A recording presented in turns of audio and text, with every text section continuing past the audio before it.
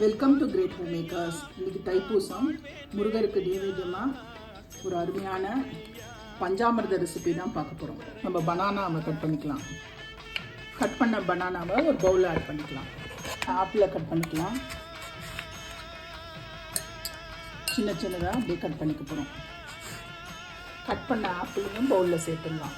Black grapes 2 cut பண்ணி போட்டிருக்கேன். மாதுளப்பழம், orange, பேரிச்சம்பழம், கொஞ்சமாக முந்திரி, திராட்சை, ட்ரை ஃப்ரூட்ஸு, ஏலக்காய் பவுடர் ஒரு 1/4 டீஸ்பூன், 2 டேபிள் ஸ்பூன் வெள்ளை சர்க்கரை, 2 டேபிள் ஸ்பூன் தேன்,